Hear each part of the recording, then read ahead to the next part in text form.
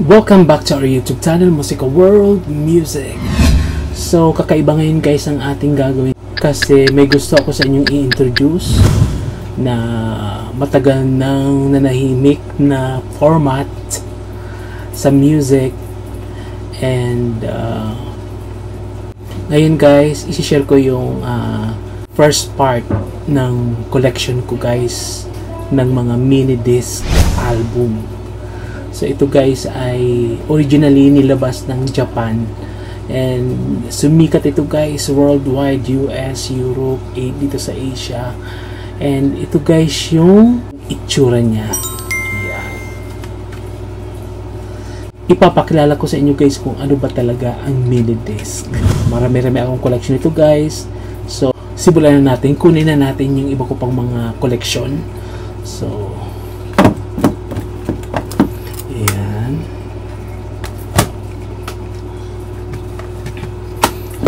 yan, unahin muna natin. Dito sa first part guys, karamihan dito mga Mariah. Diba? Obviously guys, yung favorite artist ko guys ay si Mariah Carey. Yan. Yan. Ang nag-iisang Songbird Supreme. So yan guys. So yan. Ang dami talaga dito guys. Baka magkahanda hulog-hulog.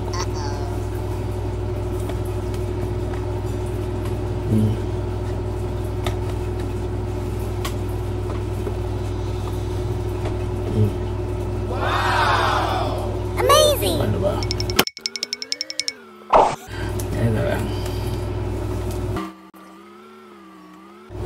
So eto guys yung first part ng ating mini disc video. So simulan na natin guys. Yan. Part 1. Part 1 guys.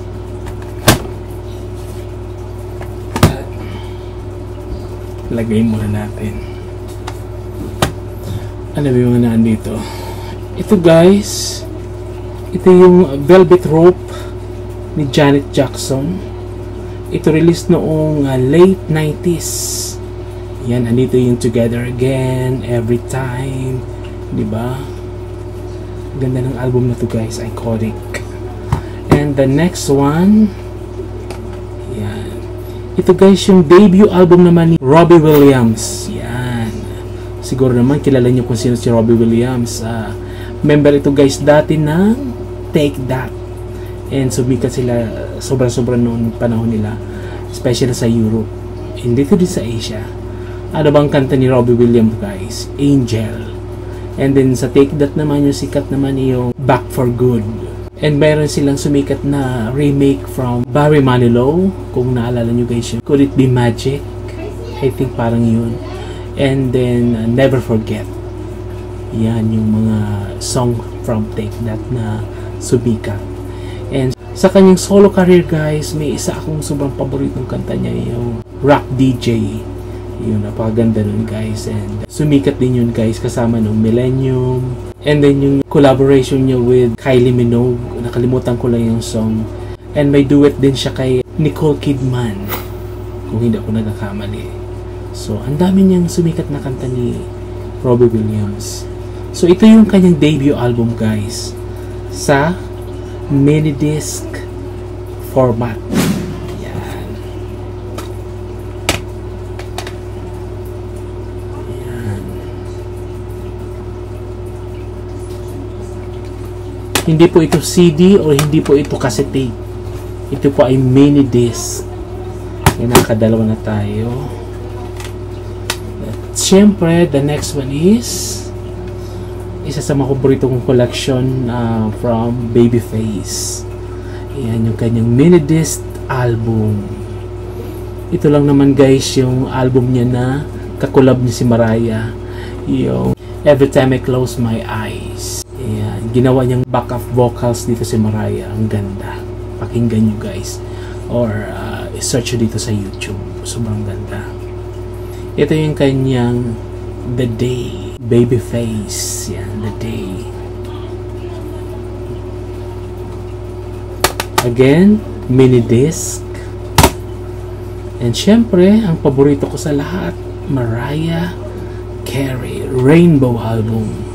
Kasama niya dito guys ang 98 Degrees, yung Thank God I Found You, and with Joe, and nandito yung remake niya ng Against All Odds, sobrang ganda. Heartbreaker, and isa pa sa mga paborito ko dito guys, yung Can't Take That Away, yung Mariah's theme, sobrang ganda guys, yung mini disc. The next one is The Course. Ito yung kanilang unplug. Ganda nito guys. Andito yung radio. Listen to the radio.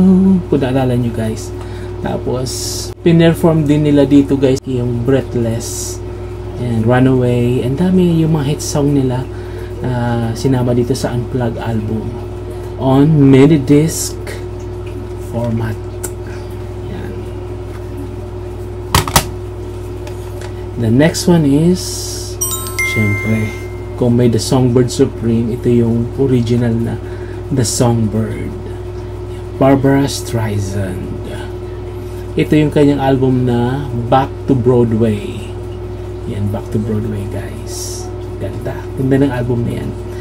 Kung sa US may dalawang Songbird, dito naman sa Pilipinas at sa Asia, mayroon tayong Asia's Songbird sa Regine Velasquez. Yan. Deserve nila yung title na yan. Bosesan ang labanan, di ba? Mariah, The Songbird Supreme. Ito naman Songbird, and Asia Songbird sa Regine. Yan. Siyempre, legend dyan si Barbara. Idol yan ni Lea Salonga. Siyempre, wow! Sino ba ang nakakaalala sa album na to guys? Journey. Ito guys yung kinabibilangan ni Arnel Pineda. Yan, si Arnel Pineda. Siya yung vocalist ngayon ng The Journey. Yan. Si Steve Perry dati yung vocalist dito. Kaso, umalis siya sa grupo, nag-release siya ng sarili niyang album. And sikat pa naman siya up to now, pero hindi na siya ganun guys ka-active sa music industry, si Steve Perry. Pero ang The Journey still kicking guys. Up to now may world tour, di ba? So yun. And the next one, isa pa sa mga paborito ko guys, Tina Arena, Indie. Ito yung kanyang iconic na album. Andito yung Born If I Didn't Love You, If I Was a River. Wow. And syempre guys, andito yung I Wanna Know What Love Is. And isa sa mga paborito ko guys dito guys, yung Flashback. And ano guys, In Command. Ang ganda ng album na to guys. Especially yung If I Didn't Love You and Burn. Diba yung mga iconic single niya dati sa album na to. Indie, Tina Arena. And syempre, A1. Amazing! Ayan. A1 guys. Ito yung kanilang A-list album. Ang daming sumikat dito guys na song. Kagaya ng Take On Me, One More Try, diba? No More, Same Old Brand New You, nako po, One in Love, Living the Dream. Naku, ang gaganda ng mga song na to. Wow. A1.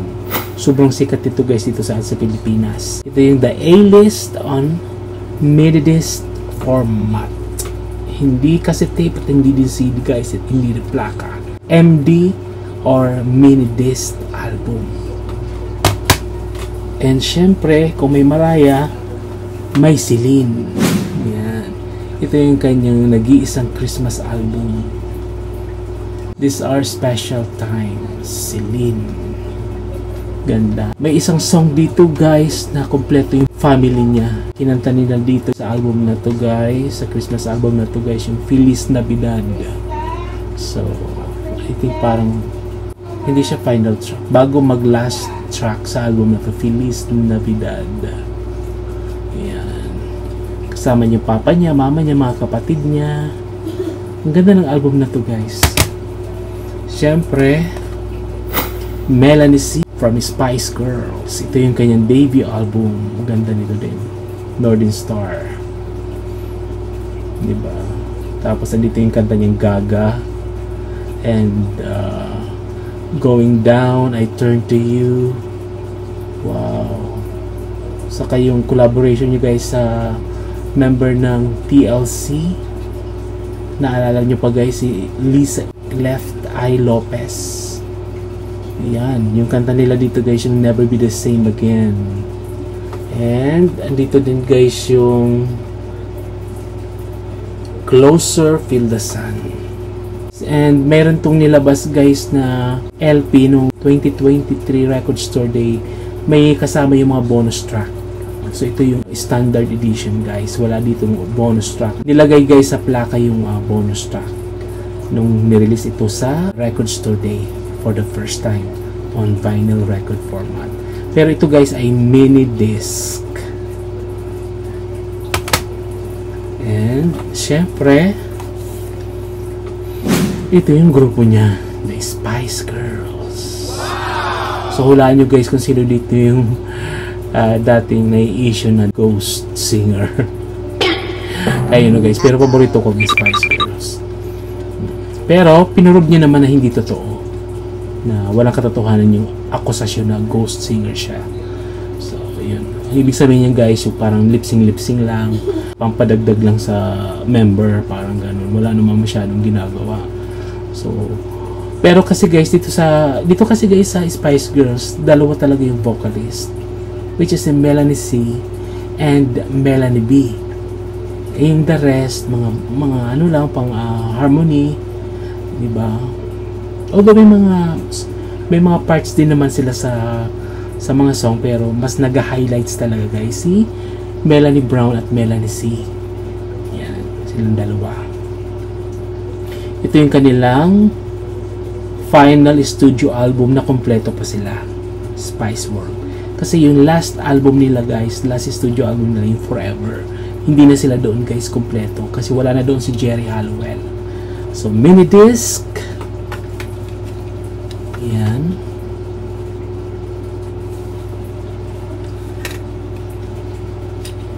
Yan.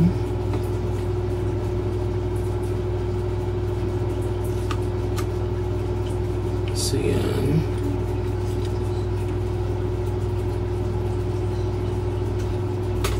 Yan, mini disc. Diba nakakatuwa, ang daming mga formats sa music. Bukod sa CD, syempre meron ding mini disc and cassette tape. And another Mariah Carey, ito yung kanyang iconic MTV Unplugged. Mayroon ako isang MTV Unplugged dito, yung kanina. Ayan, The Course, saka Mariah. Pareho to guys, MTV Unplugged. Ayan, MTV Unplugged. Ano to, MTV Unplugged ba o Unplugged lang? Yeah, MTV Unplugged. Ito nga yung logo ng MTV, oh. Oh, ito.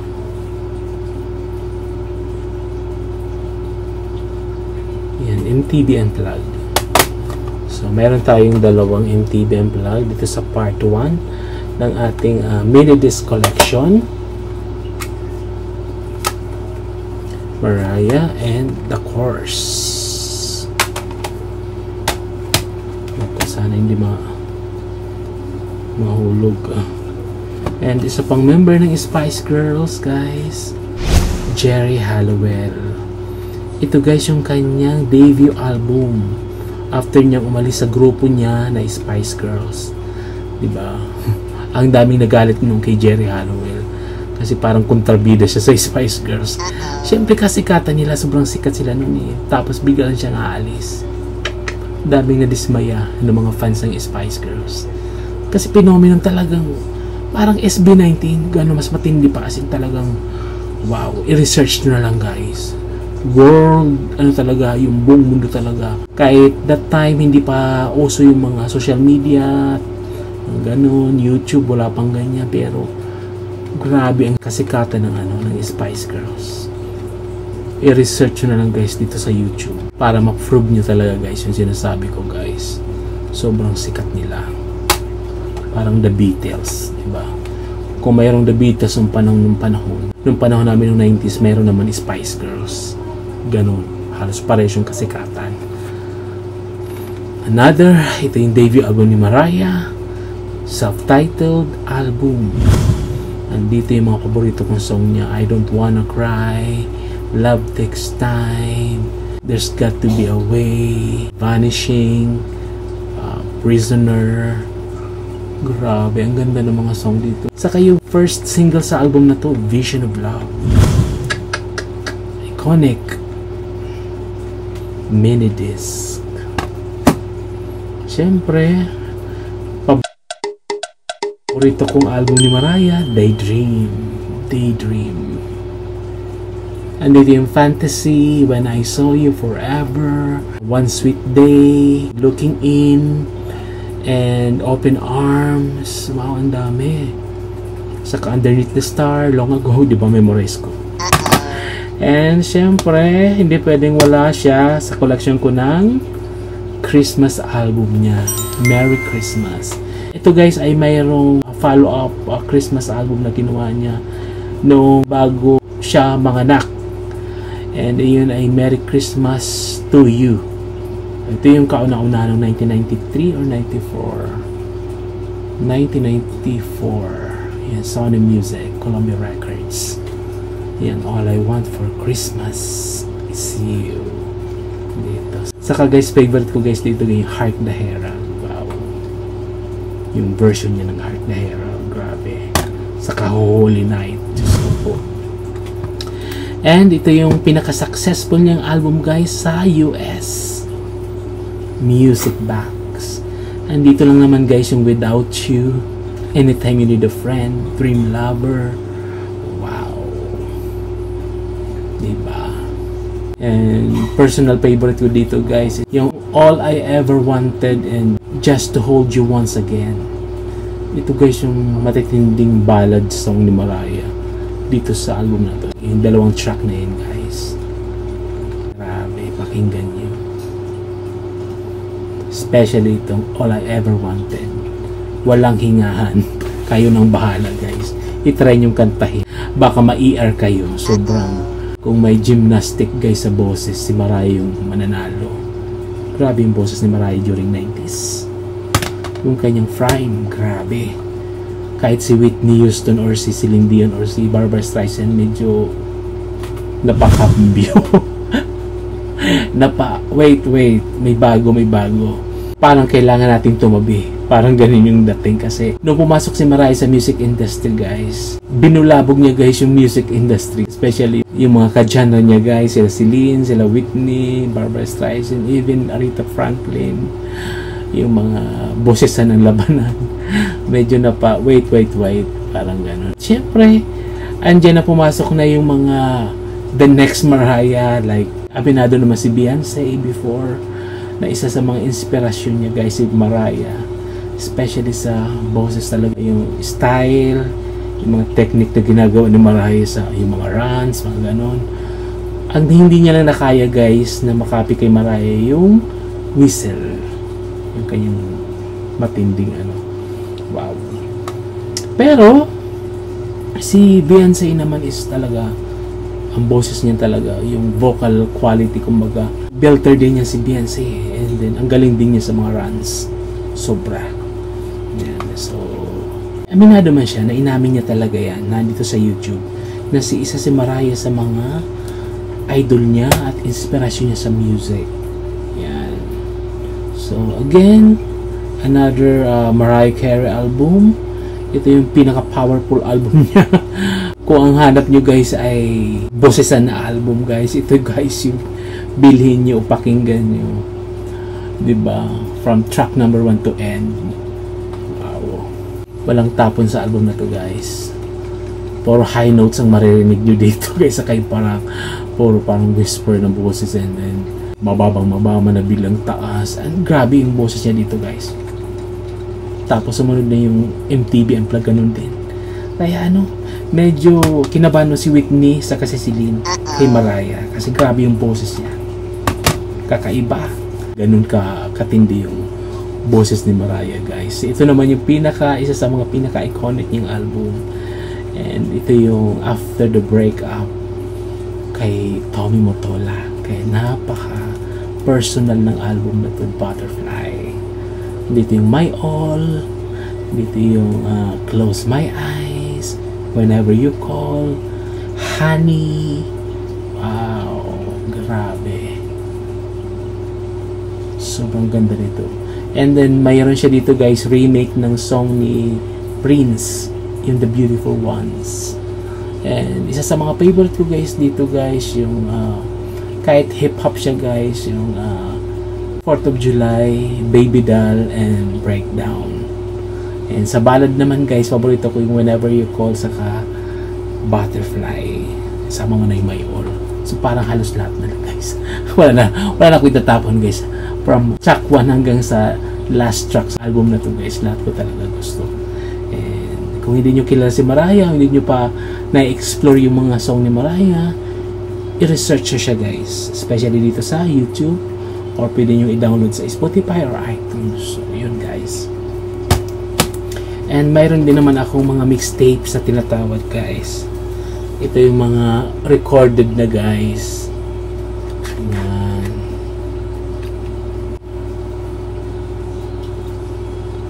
Dito ko nire-record, guys, yung mga gusto kong mga tracks na piling-pili lang.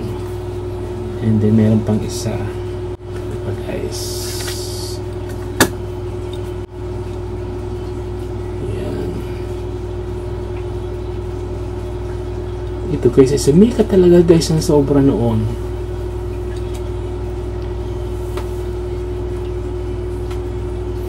Diba? Transparent. Parang maliit yung CD sa loob ng case.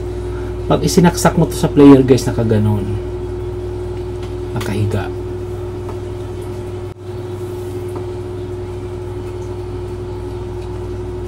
So yan, guys. Again, originated from Japan, ang mini disc.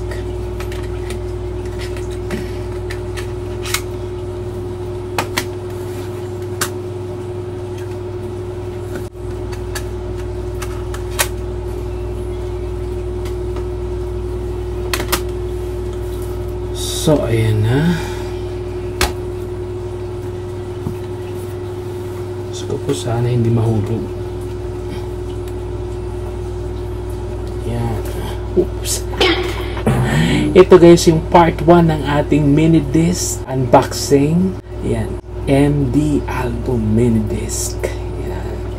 Na sumikat noong 90s. Ayan. Hanggang mid 2000. Ayan. Meron pa niya mid 2000. Pero ngayon wala na talaga. So yun, guys, hanggang dito na lang, guys, yung ating unboxing, guys, yung ating naipakita ko naman sa inyo, guys, kung anong itsura niya sa loob, di ba? Okay, kuha pa tayo ng isang sample, guys, para pakita ko sa inyo yung mga loob niya. Ito na siguro A1. So yan, guys, yan yung spine.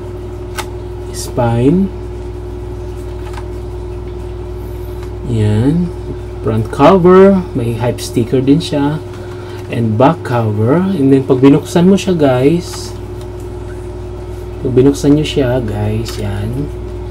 yan kaagad, ito yung inlay, ito yung pinaka parang disc or ano, yan, disket nung college, diba, 90s tawag namin dito sa ano, sa computer subject, disket. Ayan. Sino ba dito, guys, yung mga kaedadan ko, guys, 90s? Ayan. Usong-usok ng 90s sa college, yung may mga minor subject na computer subject, mga ganon. Ayan. Disket. Pero ito yung album version, mini disc ang tawag. So ito yung inlay. Yan, parang kasi tape lang, maliit lang siya na parang mini booklet, diba? Yan.